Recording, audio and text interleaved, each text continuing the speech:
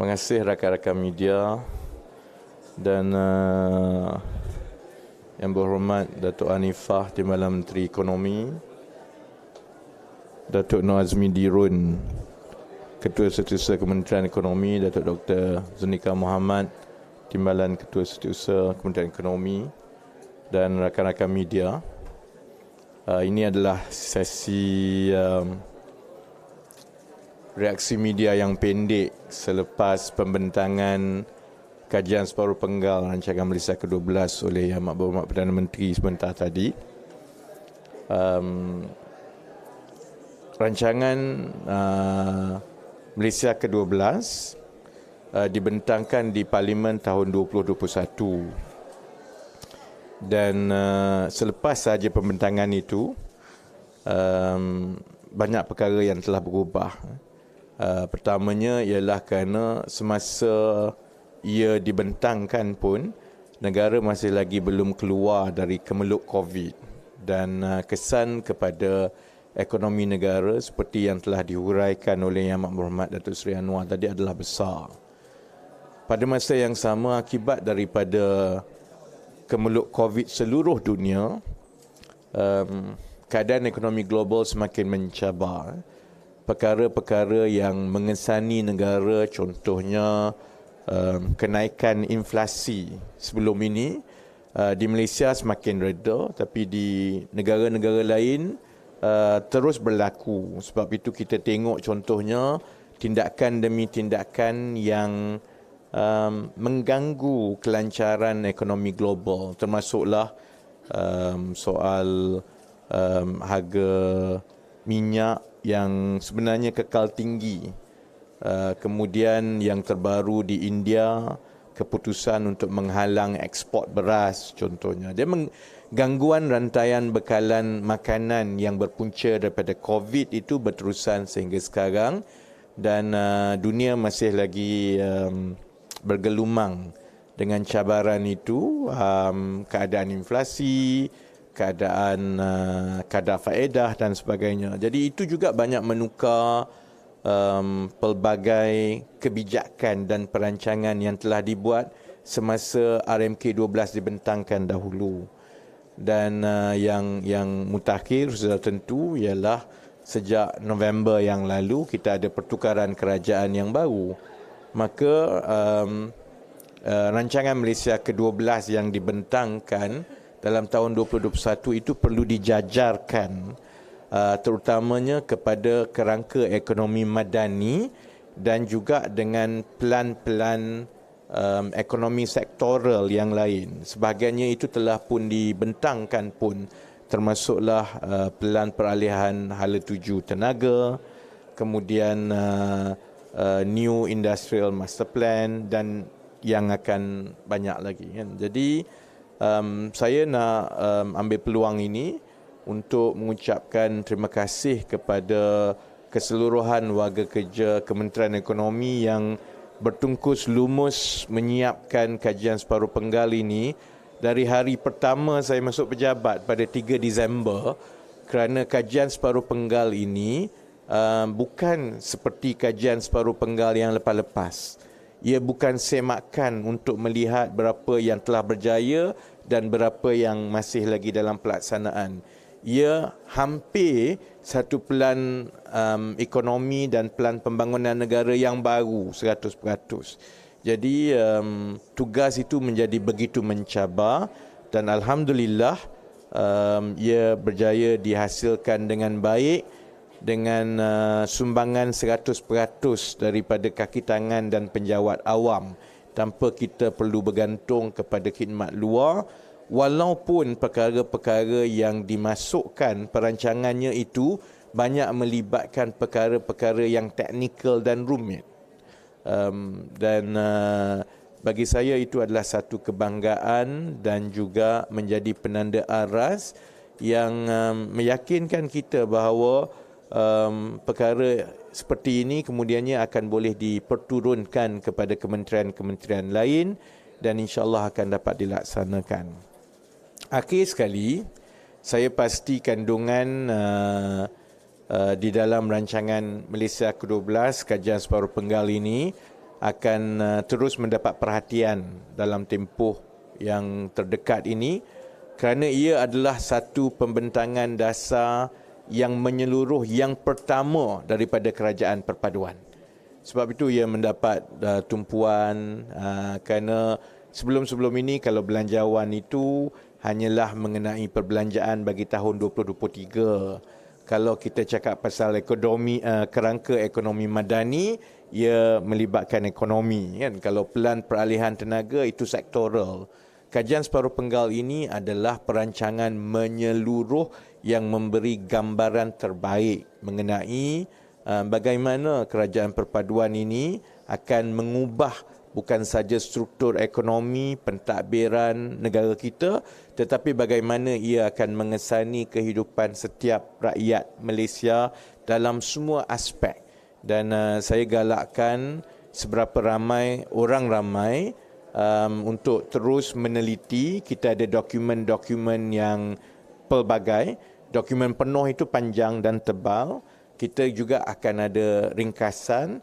Dan selain daripada video dan kandungan dan temu ramah, insyaAllah kita akan tumpukan tempoh terdekat ini untuk memastikan seberapa ramai rakyat kita memahami dan boleh mengenal pasti bahagian mana di dalam KSP ini yang boleh membawa perubahan yang lebih baik kepada kehidupan mereka. Yang lain itu saya serahkan kepada soalan media. Pasal RMK dululah, kalau ada soalan lain pun. Ya. Komen sikit 15 bilion tambahan, adakah ia berinpak kepada Penggal? Bila kita semak balik kan, semasa RMK 12 dibangunkan tahun 2020-2021 dahulu, memang had itu diletakkan kepada 400 bilion. Tapi kita mengambil kira contohnya, banyak perkara-perkara yang betul-betul mengesani rakyat itu yang tidak termasuk di dalam 400 bilion tadi. Contohnya, tumpuan Yang Amat Berhormat Perdana Menteri untuk memastikan tak ada sekolah daif. Jalan-jalan dibaiki dengan baik. Klinik-klinik daif tak ada. Ini semua bukanlah penekanan utama dahulu. Tapi sekarang ini menjadi satu sasaran penting kepada kerajaan dan sudah tentu ini memerlukan peruntukan tambahan sebab kita kena teruskan perancangan yang baru yang sedia ada, tetapi soal kemudahan rakyat yang asas seperti itu juga perlu dibiayai. Tambahan 15 bilion itu menjadikan siling 415 bilion untuk RMK 12 ini telah pun dipersetujui mengambil kira jangkaan kita bahawa kita akan kekal di dalam sasaran defisit 3.5% menjelang tahun 2025. Bermakna kita yakin kita boleh berbelanja lebih dengan peruntukan yang lebih tanpa perlu berhutang lebih. Itu insya-Allah berhasil daripada sumbangan pendapatan yang lebih baik daripada hasil kerajaan dalam tempoh 2024 dan 2025. InsyaAllah hasil daripada pertumbuhan ekonomi yang lebih baik, tetapi ia juga hasil daripada pembiayaan dan perbelanjaan yang lebih teratur di peringkat kerajaan. Jadi dengan tata kelola yang lebih baik, kita yakin bahawa walaupun 15 bilion itu satu tambahan, 15 bilion itu adalah penjimatan daripada pelbagai perbelanjaan sedia ada yang kita boleh alihkan kepada perbelanjaan pembangunan untuk 2 tahun akan datang. Jadi memang ada perbincangan yang panjang. Kita yakin sebenarnya kita boleh kekal dengan defisit 3.5% yang bermaksud itu bukanlah borrow and spend. Sebaik yang mungkin ia akan datang daripada hasil dalaman dan penjimatan dalaman. Dari segi hasil juga kerajaan nak dapatkan hasil lebih banyak. So hasil sekarang kan macam cukup-cukup. New tax regime awal. Kalau tengok KSP di bawah bahagian kemampanan fiskal, Satu tumpuan kerajaan ialah untuk melebar dan menambah hasil pendapatan kerajaan.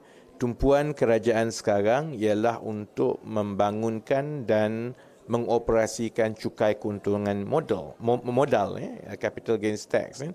Jadi sebagai hala tuju dasar fiskal, memang RMK 12 dan KSP ini memberi tumpuan untuk menambah dan menstabilkan hasil kerajaan supaya bukan saja kita dapat hasil yang lebih tinggi, tetapi sumber-sumber hasil itu lebih pelbagai supaya dia lebih mampan. Cuma perincian itu selain daripada yang telah dimasukkan di dalam dokumen KSP hari ini, perincian itu akan datang dalam tahun-tahun yang akan datang kerana ia melibatkan keputusan semasa kerajaan dari semasa ke semasa. YB, subsidi bersasar pada tarikh tak bila nak dilaksanakan dan apa mekanisme dia, IC ke ataupun cash? Kalau tengok pendekatan yang kita ambil dari segi hala tuju dasar yang dijelaskan di dalam KSP, kita memberi penekanan kepada penggunaan dan pembangunan satu pangkalan data sosioekonomi isi rumah yang bersepadu melalui padu. Pandangan saya ialah, dan itu jugalah strategi yang diambil oleh kerajaan, soal mekanisme untuk mengagihkan subsidi bersasar. Soal itu boleh diputuskan oleh kerajaan pada masa yang sesuai hendak dilaksanakan, kerana itu soal pendekatan. Yang penting ialah kita ada satu pangkalan data yang menyeluruh, yang memastikan kita mengurangkan risiko kececeran. Jadi garis masa pelaksanaannya ialah padu akan mula diuji November 2023 dan insya-Allah rancangannya akan mula dibuka kepada orang ramai untuk pengesahan kedudukan sosioekonomi mereka dalam bulan Januari 2024, dan setelah padu diuji dan telah disahkan dan kita mencapai sasaran isi padu, maklumat isi rumah, maklumat isi rumah telah berada sepenuhnya di dalam padu, maka itu akan membolehkan kerajaan membuat keputusan bila hendak memulakan subsidi bersasar. Tapi kalau kita tengok garis masa itu, apabila padu sudah mula beroperasi dan dibuka kepada orang ramai dalam bulan Januari 2024, pandangan saya ialah insya-Allah proses ini akan mula dilaksanakan. Maksudnya program subsidi bersasar insya-Allah akan bermula dalam tahun 2024. Kaedah dan mekanismenya itu sama ada pindahan tunai, sama ada berdasarkan kad, sama ada di PAM, yang itu semua tu akan diputuskan dari semasa ke semasa, kerana keutamaan kita sekarang ini adalah untuk memastikan maklumat sosioekonomi setiap isi rumah itu lengkap di dalam padu. Itu sebenarnya lebih penting daripada membuat keputusan nak pakai IC ke, nak pakai direct transfer ke akaun ke, nak pakai PAM. So that is our focus now lah. Hasil, ada anggaran tak berapa banyak tambahan hasil akan dicapai? Hasil yang mana? Tambahan kerajaan akan lebih banyak, akan tambah. Sorry, earlier you said there will be an extra revenue. So do you have any Yang itu sebenarnya lebih baik kita tunggu kepada belanjawan setiap tahun. Kan? Jadi bila kita tumpu KSP, kita mengambil sasaran-sasaran makro lah, dan sudah tentu ada unjuran kan. Dan untuk KSP kali ini contohnya kita tengok unjuran untuk 2023, 2024, 2025. Kita tengok belanja mengurus unjurannya berapa, dan berdasarkan itu kita rasa kita ada ruang untuk tambah 15 bilion lagi kepada siling perbelanjaan pembangunan keseluruhan tanpa kita tergelincir daripada defisit 3.5%.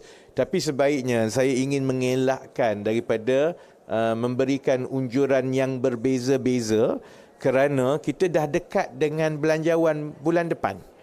Jadi sebaiknya saya ingat lebih baik soal fiskal, iaitu unjuran pendapatan tahunan kerajaan. Soal fiskal ini biar angkanya itu datang satu sahaja secara rasmi daripada Kementerian Kewangan.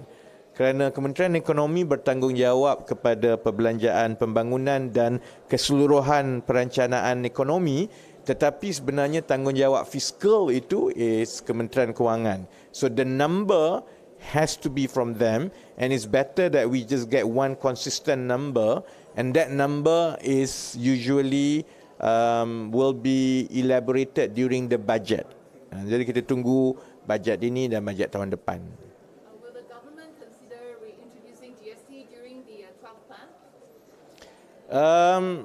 I think I've mentioned just now that one of the strategies is to widen our revenue base. And we are focusing on developing and rolling out capital gains tax next year in 2024. Of course, government will stick to that strategy, and we will be open to going through whatever ways we can to achieve that fiscal sustainability through a wider revenue base.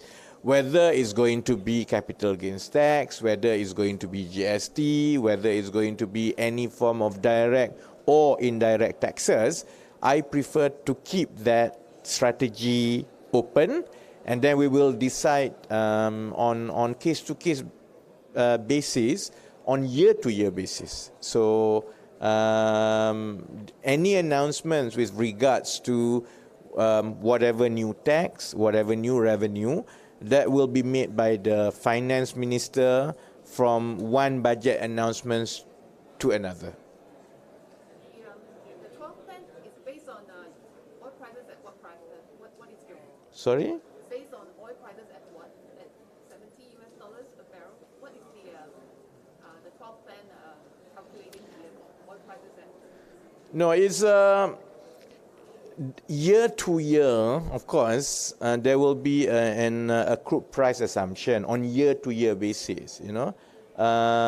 And for 2023, when MOF prepared the budget, is based on one assumption. 2024, MOF has its own assumption, 2025 as well.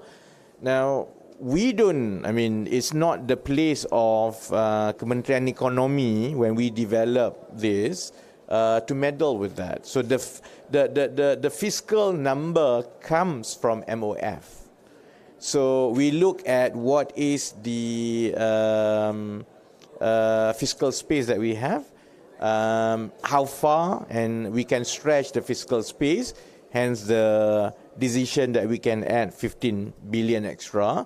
But the assumptions about the crude price and so on, that is done by MOF. And as I say, all this very detail should be elaborated during the budget announcement from time to time. Because otherwise, we will be throwing numbers here and there. And the focus of the midterm review and 12th Malaysian Plan is on the macro policy, not so much. And so I also don't want to be dragged into as if this is a budget announcement, because budget announcement is next month, you know. So I think when the time comes, we'll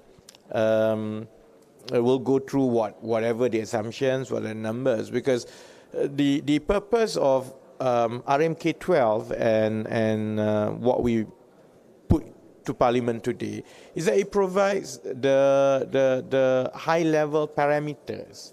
The growth is at this number.